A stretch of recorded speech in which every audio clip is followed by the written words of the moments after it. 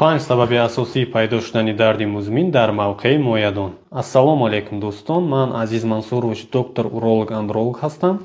имрӯз ба шумо дар бораи сабабҳои асосии пайдо шудани дарди музмини моядон маълумот медиҳам. Якум сабаби асосии ин варикатсия, яъне васеъ шудани венаҳо дар моядон ва шах шудани хун дар ин рагҳо мебошад, ки на танҳо дард, балки пастшавии сифати сперматозоидҳо оварда мерасонад. Дуюм, гидроцелия ё сперматоцелия, яъне ҷамъ шудани моя дар девораҳои моя ё изофаи моя.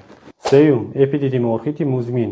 ин илтихоби изофа ва ё худи моя мебошад, ки баъди гузарондани ягон касалии инфексионӣ ё ки ҷароҳат гирифтани худи моядон пайдо шуданаш мумкин аст. Чорум, дарди нейропатикӣ.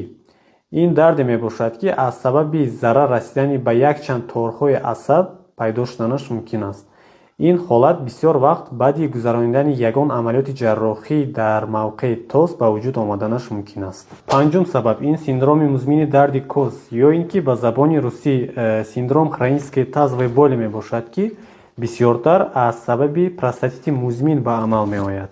Агар шумо шикоят ба дард дар мавқеи моядон дошта бошед, ҳатман ба уролог муроҷиат намоед.